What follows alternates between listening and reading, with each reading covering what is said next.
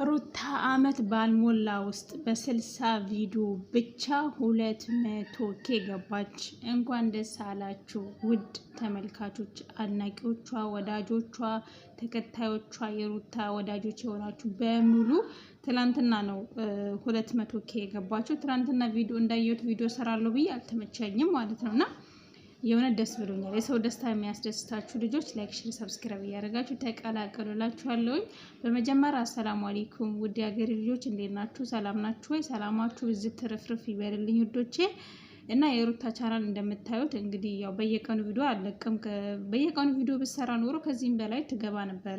እስከ 300 ሺህ ራሱ ትደርስ ነበረ። እንደ አብርሽ በየቀኑ ቪዲዮ ብትለቅበት በቤቷ በቻናሏ ከዚህም በላይ ደርስ ነበር እንደነገርኳችሁ ማለት ነው። ግን በሳምንት አንዴ ነው ቪዲዮ የምሰራው። ለምን እንደሆነ አላውቅም። ለምን በሷ ቻናል ቪዲዮ እንደማይሰሩ እኔ ግራ ይገባኛል። ብዙ ጊዜ ኮሜንት ነው ያለው በቻናልሽ ቪዲዮ ስሪ፣ በቻናልሽ ነው ትላላችሁ። ግን እሷ ሁሌ በተለያየ ሰው ቻናል ነው የምትመጣውና አልሙሁም ደስ ብሎኛል። አመት ባልሞላ ውስጥ በ60 ቪዲዮ ብቻ 200K የገባች ዩቲዩበር ብትኖር እሷም ሩታ ናት ማለት ነው። ይሄ ደግሞ የእናንተ ውጤት ነው፣ የተመልካች አድናቂ የወዳጆቿ ውጤት ነው ማለት ነው። እና የእናንተ ድጋፍ ባይኖር እነሱ እዚህ አይደርሱም ነበረ። ገባችሁ አይደለ? እና እናንተ ልትመሰገኑ ይገባል። በጣም የእሷ ወዳጅ የእሷ አድናቂ የሆናችሁ ስፔሻል የሩታ ወዳጅ የሆናችሁ ልጆች በጣም እኔ እንጃ የዋሃ ልበ ንጹህ ሰው በቃ እኔ እንጃ ሰው ያለ ጥቅም የምትወዱ ሰውን በጥቅም ሳይሆን ያለ ጥቅም በንጹህ ልብ በቃ መውደድ እኮ የሆነ ሰውን መውደድ የሆነ ትልቅ ድሎ ጸጋ እኮ ነው። ሰውን መውደድ ያለ ጥቅም መውደድ መታደል ነው። የእውነት ንጹህ ልብ ይፈልጋል ሰውን መውደድ ማለት ነውና እናንተ ንጹህ ልብ ነው ያላችሁ።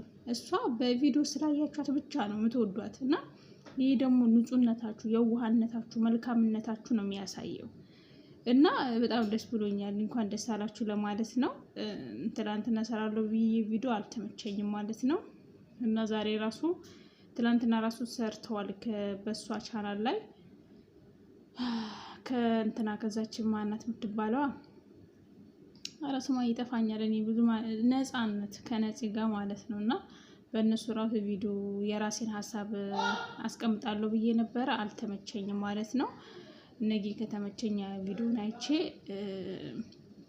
ቪዲዮ ሰራለሁ ብዬ አስባለሁ። እና ለዚህ ነው እንግዲህ እንኳን ደስ አላችሁ ለማለት ነው ቪዲዮ የሰራሁት ማለት ነው። እንኳን ደስ አላችሁ ውዶቼ። የእውነት እኔ አንድ ቪዲዮ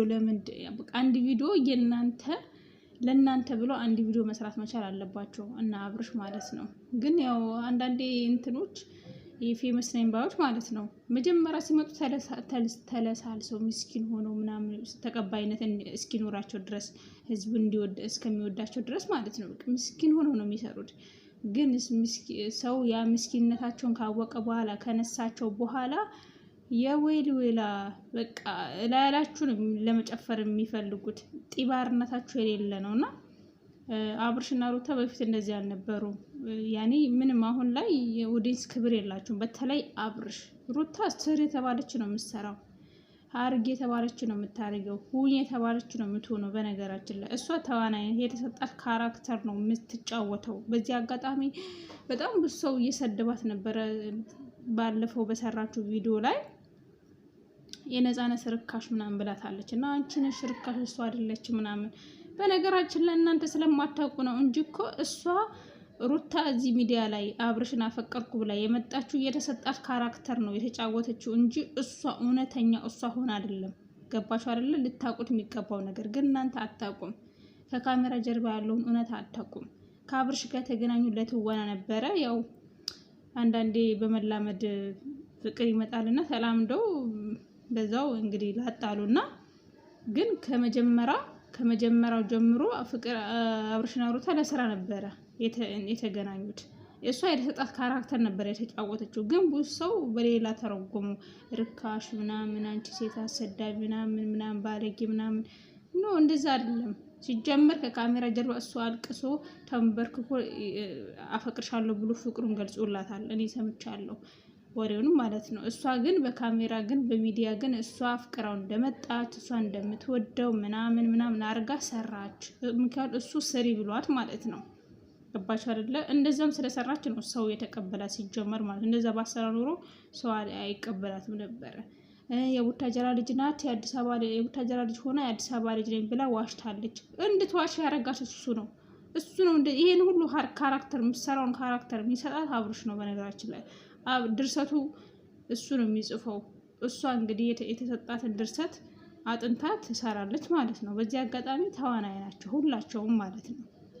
ተዋናይ የተሰጣቸውን እንትን ነው ሀሳብ ነው የሚጫወቱት።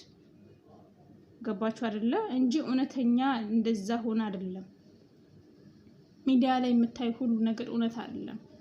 ለገንዘብ ተብሎ እኮ ብዙ ነገር ይኮናል። ብዙ ነገር አብርሽ ደግሞ ለገንዘብ ሟች ነው። ገንዘብና በገንዘብ አትምጡበት እንዲህ ነችና በገንዘብ ሰው ይሸጣል ሲጀመር አብርሽ ማለት ነው። እና እሷ ለሱ ብላ ነው የሰራችው እንጂ እውነተኛ እሷ ሆነ አይደለም። እንደዛ እያለቀሰች እሱን ወድጄዋለሁ ብላ ሚዲያ ላይ መታ እንደዛ የሰራችው ስሪ ተብላ ነው እንጂ እውነት እንደ እሱን አፍቅራው እንደዚህ አይደለም። ግን በመላ እንደነገርኳችሁ ስትላመዱ ምናምን ተፈቃቀሩ።